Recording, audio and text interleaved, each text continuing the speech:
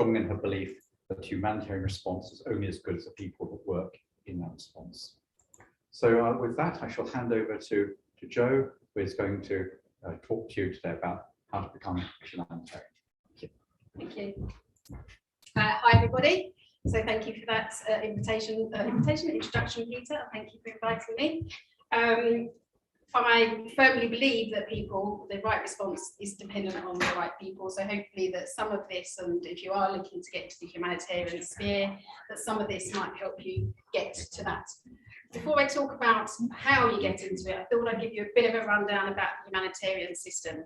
And have shamelessly tried to stolen some organograms and some diagrams offline, mainly because I couldn't draw them myself.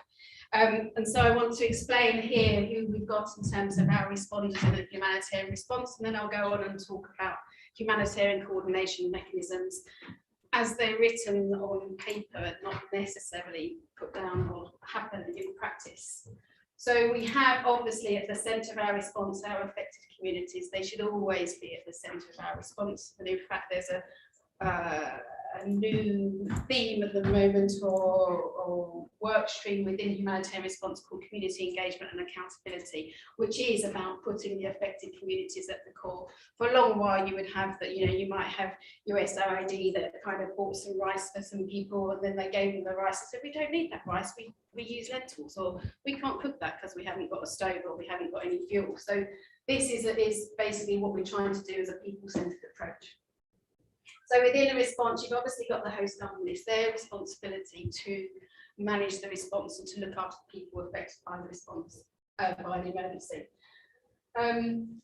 Sometimes they just can't do it. It's overwhelmed their capacity and they just aren't able to respond. And that's when they would call a request for international assistance.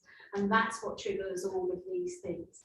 So you have your donors, the likes of FCDO, you've got Global Affairs Canada, Swiss Development Corps, you've got the Dutch, you've got the Germans, you've got everyone in there. You've got a whole range of responders and donors who respond and provide money. You've got the International Red Cross and Red Crescent movement. So the committee of the Red Cross will respond in conflict, and the Federation of the Red Cross will respond in natural emergencies. I'm going to go down here again. Humanitarian arms of regional intergovernmental organisations, that would be the likes of ECHO, so the European Commission's Humanitarian Office, ASEAN, and potentially, or possibly, I think African Union are setting up their own disaster response, so that's what I heard is. You've got your national NGOs, they're the NGOs of the country affected by the emergency. They often get sidelined, and that's something again which we're trying to change in terms of what's called the localisation agenda, which came out of the World Humanitarian Summit in 2016. Then you've got the UN humanitarian agencies. I'm going to go through all of the names of those soon. They run the response and they manage this thing called the cluster approach, which I'll explain a bit more in detail. Then we have the international NGOs. You have the Save the Children, the PLANs, the CARES, the Oxfams, all of those who are delivering response, delivering aid to those affected by emergencies. I work for an international NGO. I would argue actually that this diagram, which I think is a bit old now, actually needs another little section in here, which is about, there's an element of a B2B response in here. You've got international NGOs that don't deliver directly to those affected by emergencies, that they will deliver services to other organisations around this. So that's what RedR is. We do capacity building. We train those who are working for donors, who are working for host governments, who are working for all of these people. We train those and give them the skills so that they can operate effectively in humanitarian response. Got diaspora groups, lots of money coming in, lots of remittances, private sector, more and more now getting involved in the response. We train the private sector as well, because if they're going to be responding, I want to make sure they're doing it properly and they're doing it within humanitarian principles and standards. Religious institutions, obviously, they're always there, and military forces. So this is an interesting one. They're not meant to be there because you're meant to preserve this humanitarian space, but arguably they're a great force to be used. And actually, this is one of the things that was really great about working for DFID, is that you get to task military assets to go and do what you want. It's quite a powerful tool. You know, we were sending ships off to Hainan, to the Philippines, for example. We stopped them all, went up and procured loads of stuff in Singapore, put it all on the ship, and then sent it off to the Philippines. Absolutely great. And there are some places where you really desperately need that, and that they are necessary in a response. So this is what we've got in terms of all the different actors. So someone needs to put them in, keep them in check, and make sure that they're doing the right thing. This is what I was talking about in terms of the host government. If it overwhelms, if they can't respond, this is what, when they request international assistance. So this is about sovereignty and about not basically stepping on other people's toes or other countries' toes. And in fact, you'll find a lot more now is actually locally led response is taking hold. And so actually, you know, you've got countries saying, I don't want this circus of the humanitarians coming in, we want to lead this. So that's great, and that really follows the localization agenda. So this is probably going to completely bamboozle you, and I will try and make it as simple as possible. And what I've got is I've got the same, I have the same organogram all the way through, so I can bring you back to this. Before you even have a response, you have a resident coordinator in the country, not in all countries, in a lot of them, and they lead what's called the UN country team. And they are responsible for most of the development work that goes on in a particular country. So you won't have a resident coordinator in all countries. You've got the emergency relief coordinator. So they're the big cheese that's looking after, they're an under Secretary General. So they're one down from Antonio Gutierrez, and they work for OCHA. So currently the emergency relief coordinator is Martin Griffiths. He's Brit. There's a politics around that, in that head, that ERC post, is generally seen as a British post and appointed or shooed in by the British government. Martin Griffiths wasn't, so that was an interesting one. The Interagency Standing Committee is also, basically works closely with the ERC, or the ERC works closely with the Interagency Standing Committee, Humanitarian Coordinator, Humanitarian Country Team, and the Cluster Approach. All of these are kind of working in part of this coordination. I'll share this PowerPoint with you, and you've got the links to all of these. I'm going to go explain more of what they do. So, as I said, the resident coordinator is the highest UN official. What usually would happen, or what they try to happen, in a huge emergency, the resident coordinator would step aside and a humanitarian coordinator would come in. Sometimes they're double-hatted, and you have an RCHC. Acronyms are, they abound basically, and then they head the UN country team, as I said before. So it's all the UN agencies plus IOM who are the UN country team. Here's the organogram. So here we have the ERC sits up here, works with the IASC. There's our government, our host government, our humanitarian coordinator who belongs to OCHA, the Office of Coordination of Humanitarian Affairs. And then we have these things down the bottom, clusters, which I've not let explain to you, and I will do in a minute. So let's start. Right. So ERC, appointed by the UN Secretary General, Antonio. He advises on humanitarian issues, and he basically leads and coordinates. He's the ultimate responsible. He, they, can be a she, not often, sorry, is a he, has mostly been a he. We've had John Bolton from the UK, Baroness Amos, she wasn't a he, Mark Lowcock and Martin Griffiths. As I said, they're political posts. Some of those, who I've just mentioned, have been drawn from the humanitarian community and know what they're talking about. Sometimes they don't, so it can be a bit hit and miss. Hopefully that's going to change, and actually going to get maybe someone now from the Global South who's going to be the ERC is the next one. That is the best thing we can have. So, and they lead the Interagency Standing Committee, as I said. So the IASC have all these different tools and these working groups. What they do is issue policy statements. They have guidelines and tools and common standards and good practice. They review who becomes the HC in a response. They also review about who sets up the clusters. Again, I will talk to you about those in a minute. And they also bring critical issues to Antonio Gutierrez. They said, okay, this is a major problem, or to the UN Security Council when there are issues there. So it's quite a powerful tool, and they are followed or kind of basic their edicts and what they say is what is followed within humanitarian response.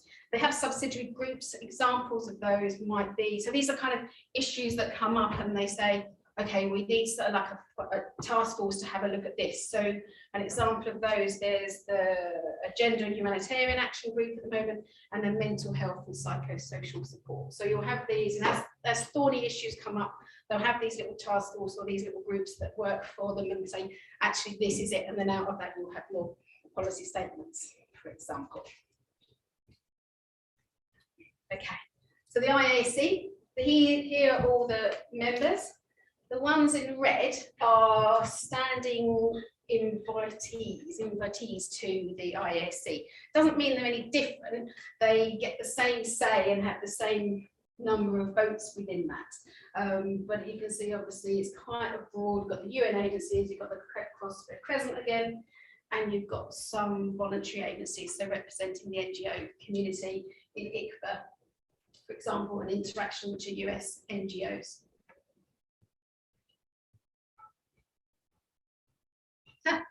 There we go. So back again. So we've now had the ERC. We know what they do. We know what the IAC and how they comprise and what they do. And we know what the government is and what their responsibilities are.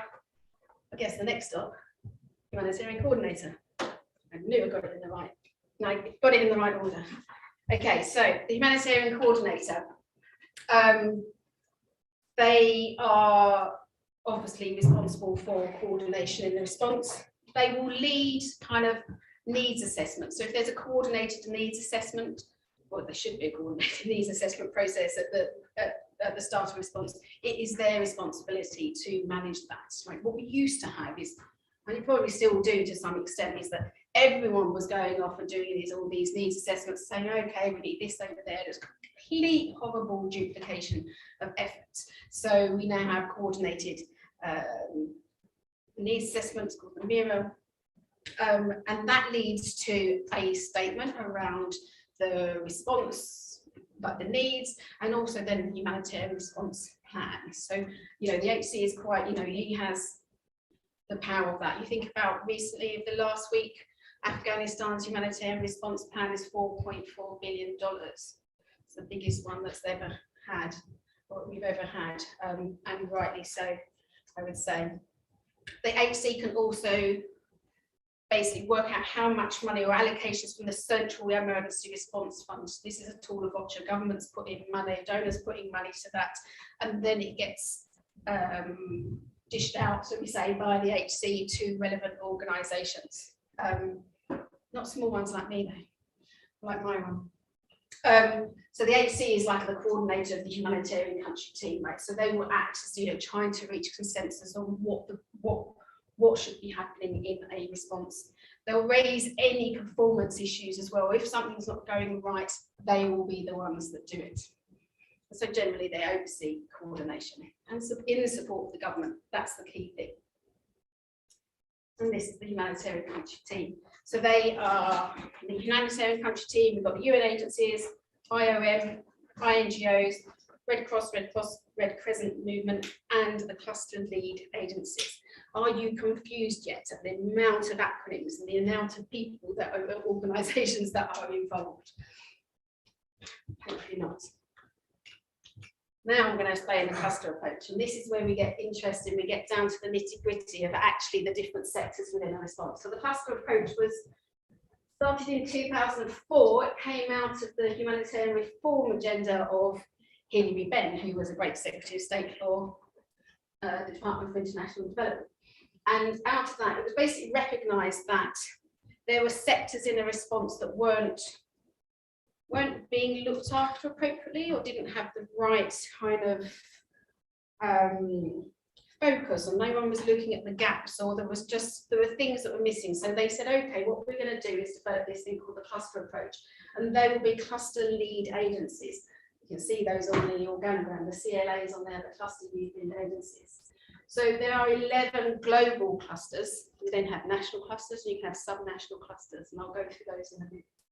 Camp coordination and camp management, led by IOM or UNHCR. So IOM works in internal displacement and UNHCR refugees. Early recovery led by UNDP, education by UNICEF and Save the Children. You can see there's an obvious link there, right? UNICEF is children, Save the Children. You've got emergency telecoms, not quite an obvious thing, but that's from the World Food Programme. It has World Food Programme does logistics, food, and emergency telecoms. So it's a bit of a, you wouldn't kind of expect it, I guess. Food security, health, logistics, nutrition, protection. In that jargon, it's about looking after vulnerable people generally. Shelter and water, sanitation, hygiene, otherwise known as WASH. So those 11 clusters. Within that, there's a whole raft of different jobs and different roles you can do, some of which you would never think, you know, why would you need those? So, and I can explain a bit more about those in a minute and about how that would fit, or how, if you were looking to get into one of those sectors or one of those clusters, what you might want to do and how to get there. I told you this is confusing. So then we have our 11 clusters, and then through time, it said actually we kind of don't, we need a bit more than 11 clusters. There's a bit, little bits in the middle, like with the IAC, where it says, okay, we need to look at mental health, or we need to look at this. So now we have areas of responsibility. AORs under protection, UNICEF for child protection, gender-based violence, land, housing, and property mine action, right? So they're kind of the same. They do more or less the same, but just don't have the official title of clusters. Okay. Back to that again. We've got our global cluster lead agencies here. So they're at the top. What they're doing is preparing for emergencies. They're doing all the things up front. They're working out who's going to respond. They're looking at, you know, which agencies are needed, and they're looking at the skills that are needed. And, you know, and an example of that would be, we work a lot with the WASH cluster, and we have, at the moment, there's this WASH roadmap for capacity development from 2020 to 2025. That's looking at, you know, the training or the skills or the competencies that people need to respond. It's looking at how do we respond in this thing, this new thing called the Nexus, which is humanitarian development and peace building, where we should all be working together and generally don't. And it's looking at how by 2025, the WASH sector can provide predictable, sustainable response in water, sanitation and hygiene to those affected by emergencies. So the global clusters will be doing all that. They each of those clusters around there will each have to be doing their same things. Some are more developed than others. Some are arguably a bit behind and need to kind of catch up. But the idea is that they're the ones that are preparing, they're setting the ground rules. They're the ones that say supporting local-led or locally led clusters. And so that's, we've got the global clusters here, and then we've got cluster coordinators here and cluster lead agencies here. So that's at our national level. We've got them at the national level, reported to a global level here, and there's global clusters here that are feeding into here. So we've got that on our organogram. We've probably covered all of those now. And this is what it looks like at national level. That's a really horrible colour, sorry about that.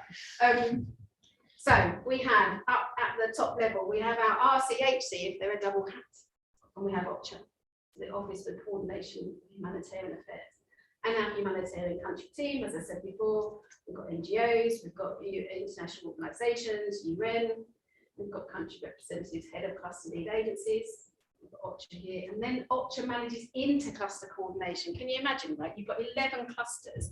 You then need to coordinate between all the 11 clusters. Again, no mean feat, and that's why you have the inter-cluster coordination team. I should also have mentioned that in any response, it's not necessarily all 11 clusters that are activated, because some responses have more of a kind of a dimension around WASH or more protection or a more early recovery or livelihoods, for example. So it might, you might not have to have all 11 in there, it might be 7 or whatever.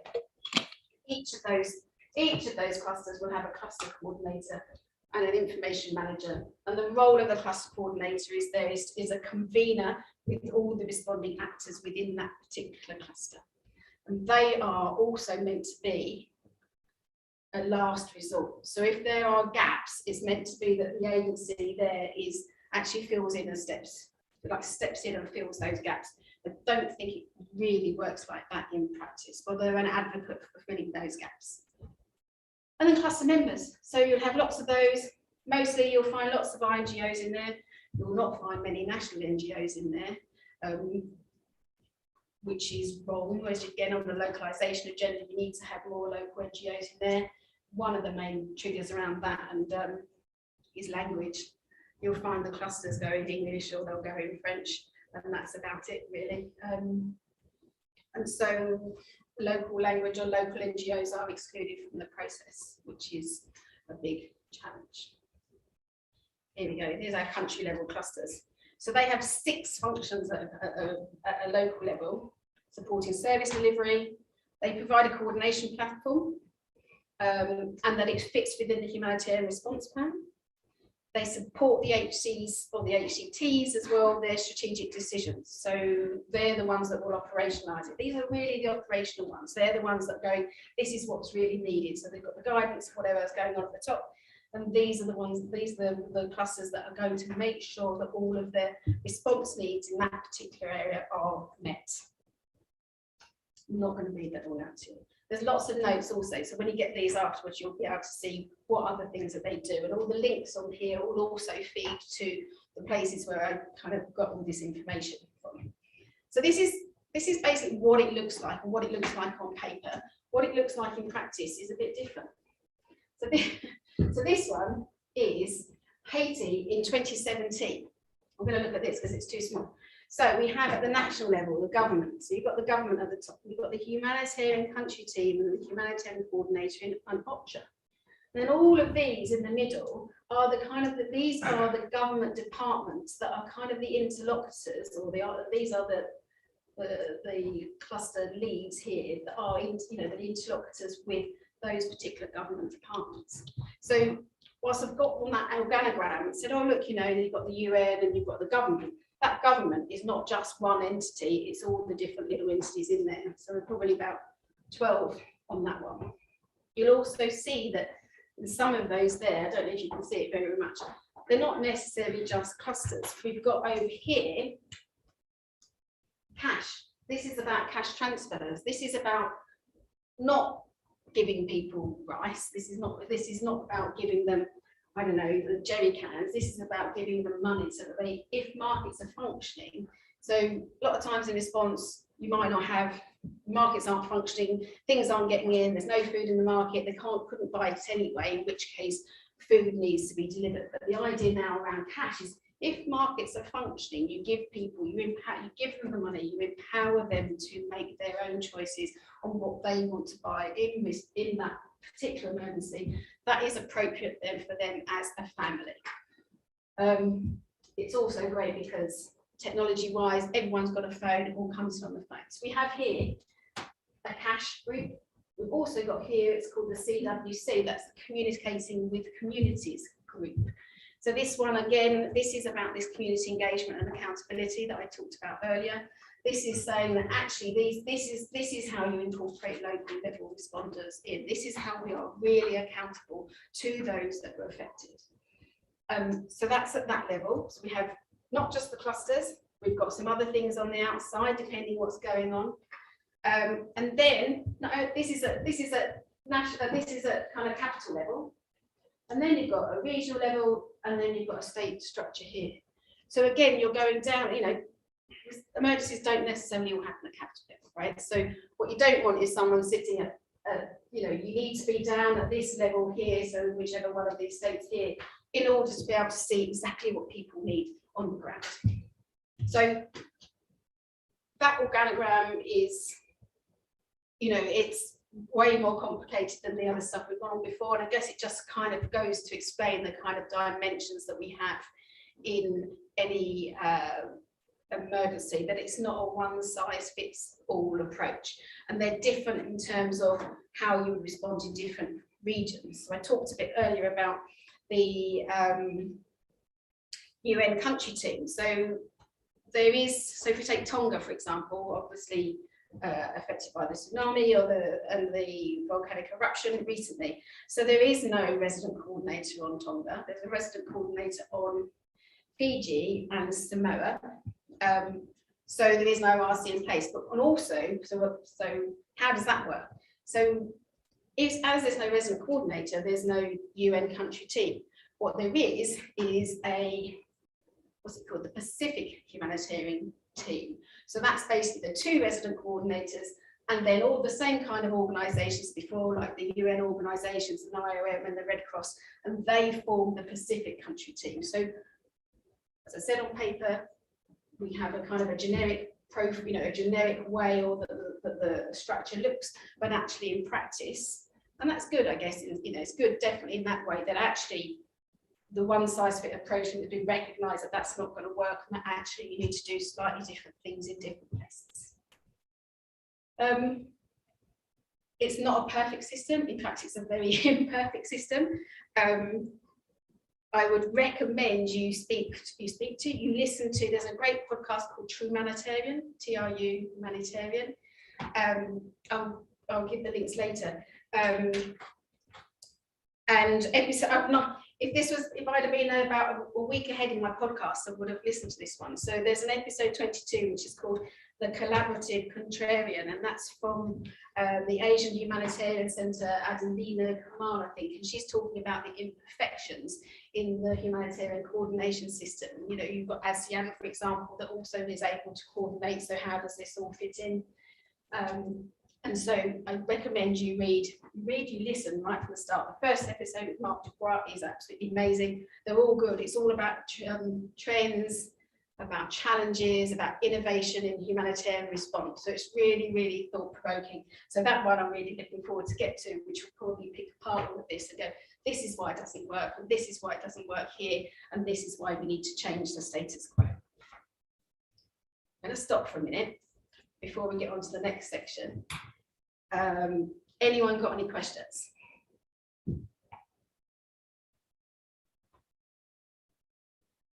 I love it when there's deathly silence. It's really quick and bamboozling. And I tried to do my own organogram for that, and I couldn't work out how to do it, so that's why I had to steal it from someone else. David? Do you think they're going to manage with Tonga? Do you think they're going to manage? Yes. Communications are cut, aren't they? Yeah. I don't know at the moment, to be honest, and I think it's quite early days. I think if you kind of work in response, you kind of, the balloon goes up, something happens, and then there's awful time when it feels like for about 3 days, 4 days, when there's no information coming through and you have no idea what's going on. It's like this calm before the storm. It's not calm for the people affected, but working in the response is like a calm whilst you're waiting for this information. One of the big things in humanitarian response is you need the right information, and until you have that, you have no idea. You can make assumptions. There are okay, there's a flood somewhere. Okay, it's going to be a water and sanitation kind of emergency, or there's a conflict. There's going to be protection issues. It's some example, but that absence of information there, and that's where we are now. I don't know. I haven't got an answer. They haven't yet cleared the runway of the airport, have they? No. That's where your military assets are quite good, if you can get them in there to clear the runways.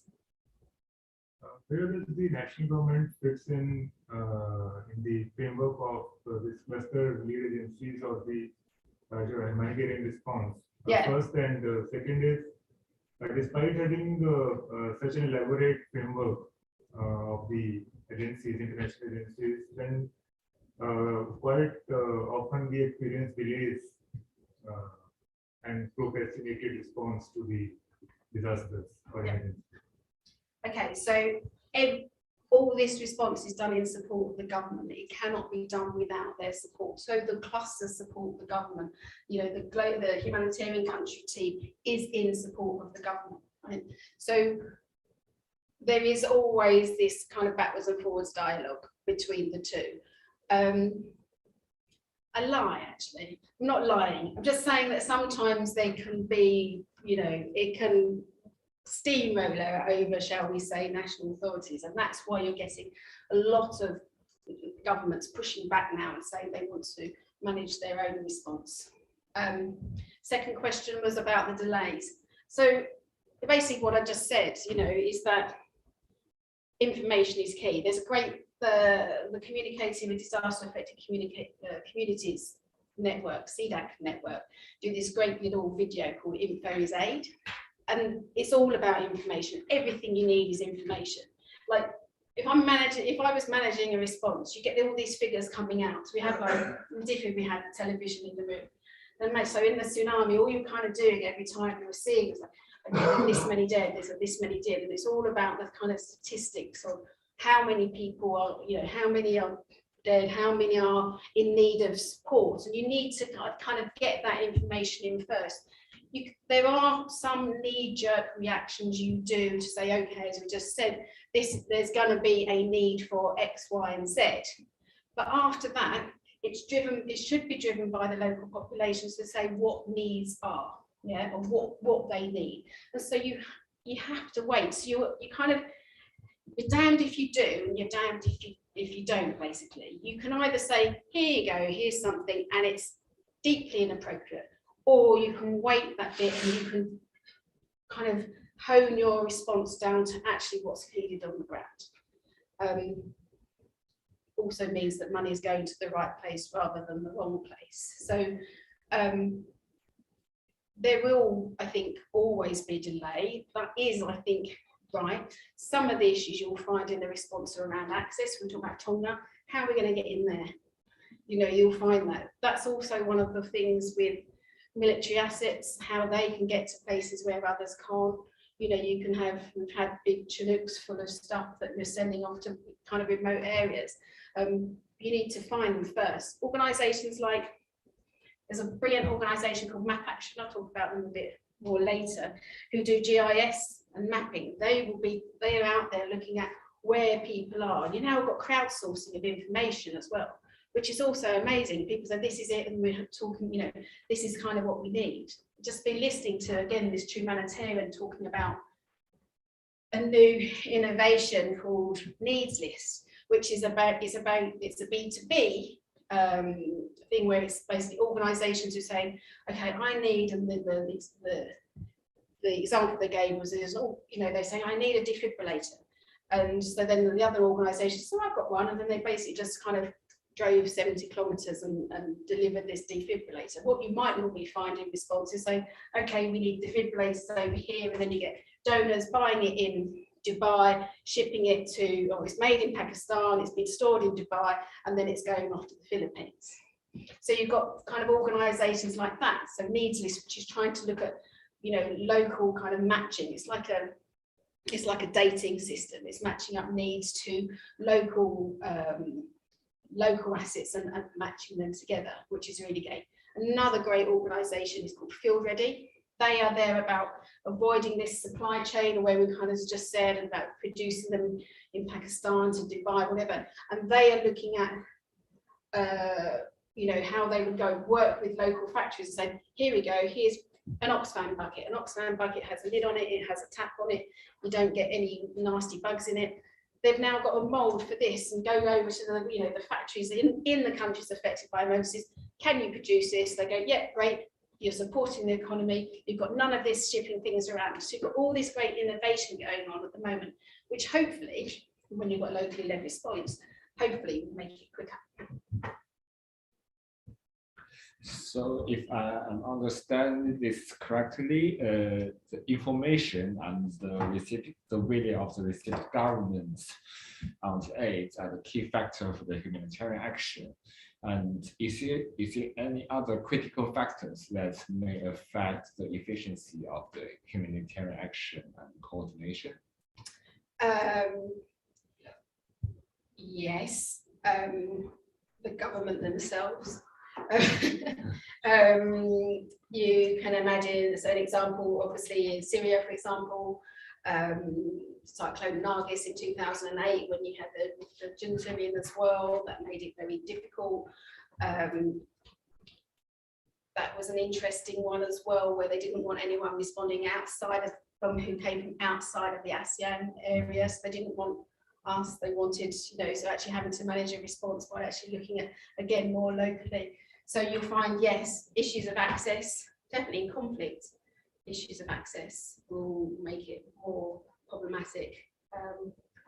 Information, access for physical reasons, access for conflict reasons but still physical, or access for political reasons as well. That answer your question. Anyone else? I was just wondering that, like we talked about that there are so many clusters and like so many stakeholders involved, and then coordination among them can sometimes be just tedious. So I was wondering, would it be better to have local, to have the local response team be more active and have lesser stakeholders on the international level, but like a comprehensive sort of team? Absolutely. Someone might kill me for this. There's so much protectionism in the system. So all of those agencies on the cluster approach, they've fought hard to get where they are today. They've carved out their space. You'll find sometimes that they'll be arguing about who takes the lead in, who is the cluster lead for that particular response. And there's a bit of a bun fight, and they're all competing for resources. So what that means, well, in my view, the localization agenda. So I can me as my organisation, RedR, I can invest in capacity of local individuals and local organisations. But until at the top level, that protectionism is worn away, it's not going to happen, because these guys don't want to lose their space and where they are. So I think there's a bit of lip service in there at the moment to it. And that's probably why we're here in 2022, and it hasn't really gone that far. The fastest it went to local led responses only due to COVID, not anything that happened in the 4 years before. It's not great. Cool. Right, this bit is about, I don't know where you all want to go and work, or whether you want to go into the humanitarian system, but I did a degree very late. I did Latin American development studies when I was 27, so I left at age of 31, my word. And I was going to do a master's, and I was going to do a master's at Cranfield. David's going to shrink now, is it? And then the course leader was David Alexander sitting here, and he cancelled the course. And I'm like, oh my God, what am I going to do now? It was 3 months before I graduated. What am I going to do? Okay, I'll look for a job. At that time, I just kind of thought, okay, I'll look at the DFID website. And there was a job for a C1 administrative assistant. There were about 40 spaces going. And you needed GCSEs to do it. And so I applied. So my first job in humanitarian was a job for someone who only needed GCSEs to do their job. They didn't need any humanitarian background. I didn't need my Latin American development studies degree. I didn't need any of those. 40 people were taken in at that time. They were all got their kind of undergrads, if not, got masters or 2 masters, right? That was how much they wanted to get into DFID. And that, as much as it's now FCDO, that route is now not really open. I was probably one of the last kind of to get in on that. So it's actually, I don't want to depress you, but it is quite hard. It is very hard to get into the system. So here's my kind of top tips. So a relevant masters, you'll often obviously find that job description asks for a relevant masters. And when I say relevant masters, obviously it's the ones here. You've got all the development studies, the refugee studies, conflict. You've got the NOAA masters, so that's Network of Humanitarian Assistance. Anything at SOAS, basically. Coventry University does a lot of disaster management, Oxford Brookes. So that's what we would kind of say as is a relevant masters, and that will help you get into the system. But then I've got this non-relevant masters, which has got a question mark on it, and you'll kind of explain why. You probably won't see all those. So this is taken off of a database of different job profiles that are needed in a response. So if you have a look at those, they're not really just saying generalist humanitarian or generalist development studies graduate or generalist refugee studies. There's a whole other set of profiles in here that are needed, which you're probably learning about them, but not necessarily thought about. So an example would be, so I talked a lot about water and sanitation. So over on this side, we've got solid waste. I spend a lot of time in my job talking about poo and fecal sludge management. That's what you've got over on this side. You know, looking at water quality, looking at water sources and supply. We do a course in RedR which is called Developing Groundwater, which is about digging a big hole to get water out of it. Literally, that's what it is, right? So there are whole, you know, that's just something you would never kind of really consider. Some of the things in here, we've got GIS and mapping. We're talking about information. We're talking about over here, the likes of map action, which I talked about. If you're a geographer and you had kind of mapping skills or knew how to manage databases of information, those are kind of skills you need in the response. Security management. So one of the big things, you know, we're talking about how, you know, people, you have to have the right people in the response, but you also need to, as an employer, you need to look after those people. And that's why we have security management. And those are our duty of care responsibilities. So you could work in something like that and then transfer across. So we've got on the health side, so we've got here, you know, if you're an expert in HIV and AIDS, I've known people who are nurses who are now within the system. I've known, you know, people come from the military who have a logistics background who are now in the system. You know, nutritionists, really never enough nutritionists. If that's a really good place, you can carve your niche in nutrition and you can make your way in. So you can see there's a whole broad range. This is not half of the roles that you could be. There's a whole different way that's not just your kind of your refugee studies, your humanitarian studies, whatever pathways to get into the system. I have no idea what the time is, by the way. About 15 minutes in total. Okay, great. So, so we have here, and some of the examples, of course, we have RedR UK at the top, because we're the best.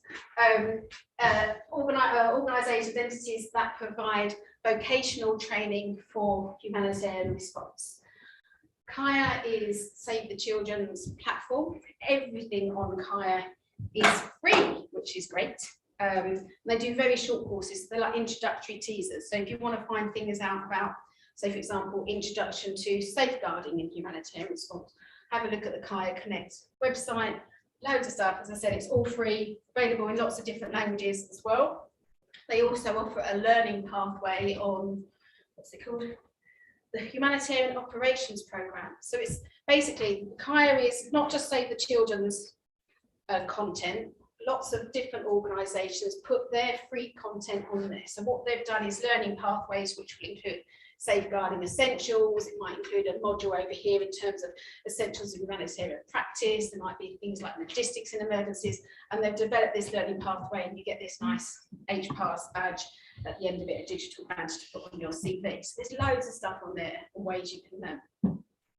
BF4s, our competitor, they're based in France, do broadly the same as what we do. Didn't explain what we do actually.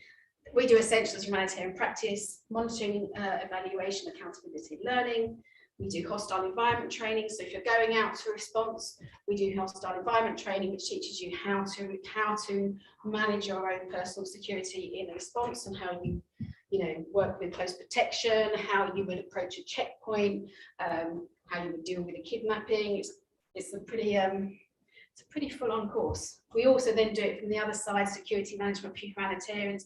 If I'm out in the field, how am I managing the security for other people? We do cash transfers training, a whole kind of range.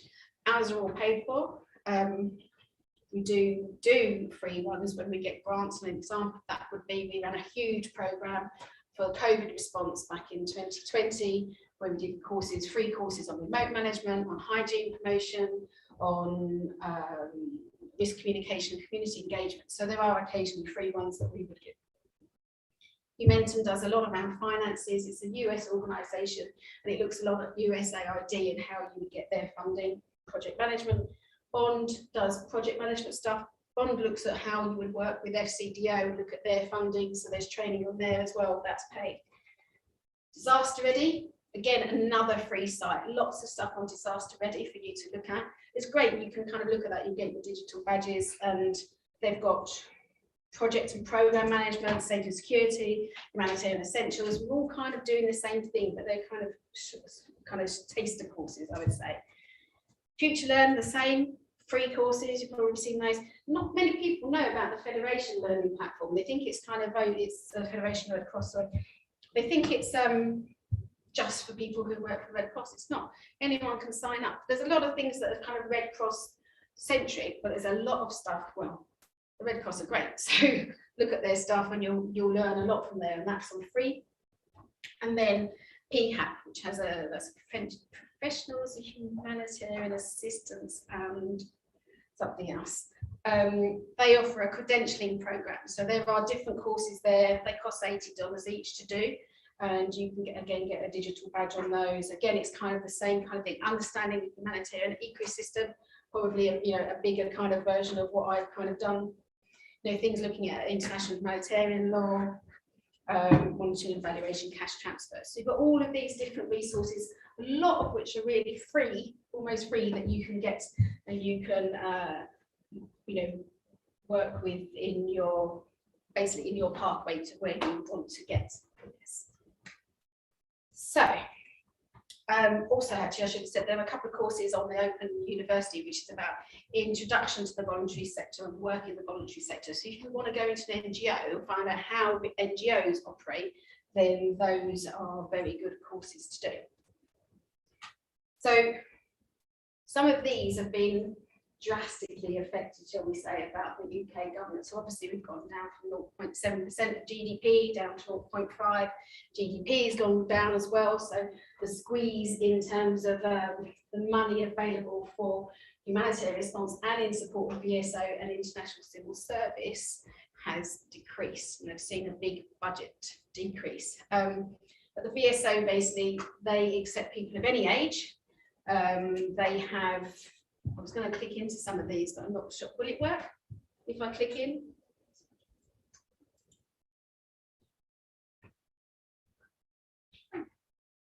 So there we go. So you can see on the different, the different sectors that you can do. So again, it's not just your bog standard humanitarian. If you've got some other skill sets, there's some transferable skills, then you can go work with the VSO. 80% of those VSO people now are from the countries or the regions affected by emergency. So they're again very similar, or in development basically. They are very similar to the localization agenda now. You've got, there you go, UN volunteers. That's a good one. You have to look into the site here. I'll show you again. We have, and you see these on here. Some of these are only available if you look through for nationals of the country, but there are others that are available for internationals. So some I looked at, for example, there's and this is again about these the non-relevant masters, or the different kind of transferable skills you can get. For example, there's a communications analyst in UNDP in Senegal. So if you went off and worked in communications, that's a route into there. There's a WASH specialist around water, sanitation and hygiene. And then Uganda, there's a budget and admin assistance in there at the moment as well. So if you've got you've worked in a kind of an organisation doing administration and working with finances, you have a transferable skill to bring to that. Communication and knowledge management specialist in Nepal, where you need a master's degree, but also master's degree equivalent in development studies, journalism and communications. So, you've got the development studies, that's a potential. There's also a procurement officer and a logistics associate for UNICEF in Iran. So this logistics ways I think is quite a good way in for a lot of people on the logistics side. I know someone who basically is the humanitarian advisor for the SDO now, and he started off by driving trucks in Bosnia. Probably couldn't, maybe able to do that now, but people come in from very different routes. 5 minutes. Okay, so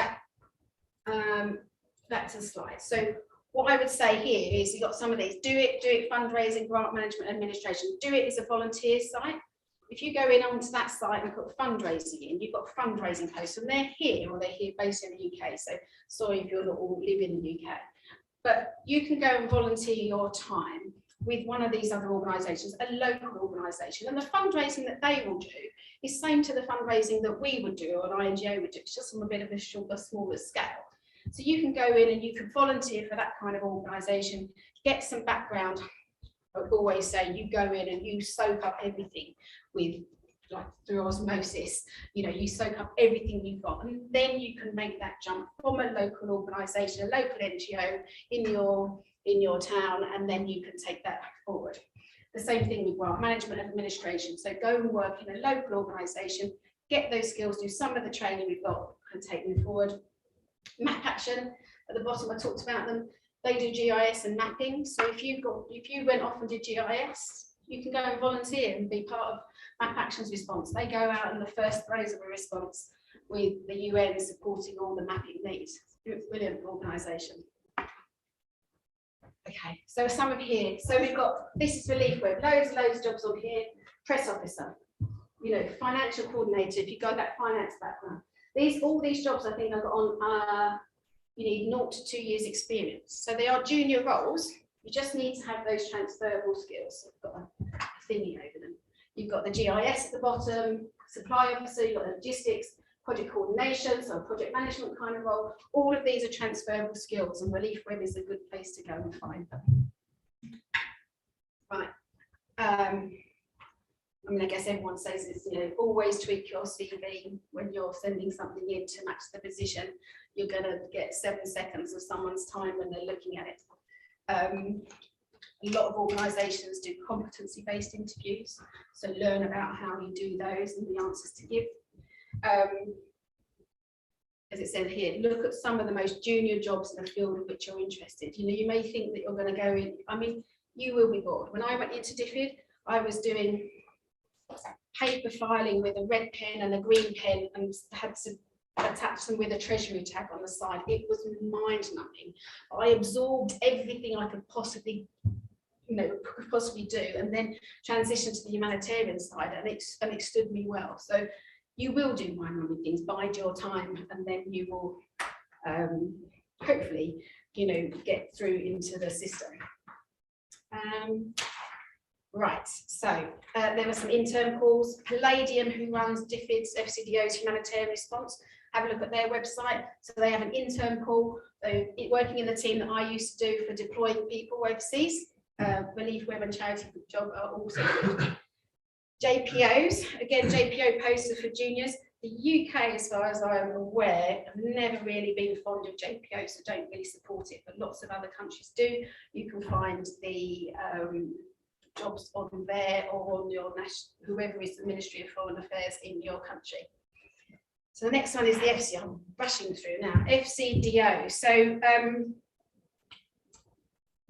you might want to work in the FCDO because you're going to get, you know, you're going to get on the development side or the kind of the politics, the international relations side, but it's incredibly hard to get into. When you're going into FCDO or in any other department, the ones that you see on the civil service job sites, the ones that they can't recruit for internally, you have to get to stage 4 or something. So most of the jobs are internal. So what I would say to you is go and work in any, go and find a role in any government department, right? Go and do a job there that's boring in a name. So we've got here, I've got a supply chain administrator in the Ministry of Defence, an administration officer in the HM Prison and Probation Service, corporate services, procurement advisors, all quite junior roles. But once you're in the civil service, then you make the transition across to the department you want to. Right. So getting into FCDO is very, very difficult. So do that, go work somewhere else, and then do the sidestep into that. DFID used to have this. I'm not sure they're going to run it, but they're all still in at DFID. Sorry, it's hard to not call it DFID anymore. They're still in flux, so I don't know whether this will be running, but there is a humanitarian part of that as well that you can get into. as I said, think local or international, work with a local NGO, work with something, if you worked with something about refugees and you can understand, you know, you could work with an organisation now that's dealing with the Afghanistan asylum seekers here, refugees over here, you will get a really good grounding in all of that kind of, in that sphere that you can then transition to a role overseas. And then network as much as possible. We've got all of these kind of, you know, networks on here, so go and have these forums. The ODI has loads of events. Go and speak to people and meet with people and go to these events. Again, you know, talking about transferable skills. You can go in the military. Not a lot of people might want to do that, but lots of humanitarians have come out of the military and they have the humanitarian assistance disaster relief part. So there's a way in. As I said, geography, GIS, mapping, and working child protection in the UK, because there's child protection overseas. ICT, gender-based violence. Go and have work for a charity that looks at violence against women and girls, because that is desperately needed overseas. Nutrition, as I said, architects, work in shelter. Lots of architects now work in the shelter side. If Rob Davis is one of your students, he is from SAR Aid. You can become a fireman and work for UK International Search and Rescue and go out and help people, dig people out of buildings overseas. So there are lots of different ways in, and hopefully some of those that are on here means that will happen.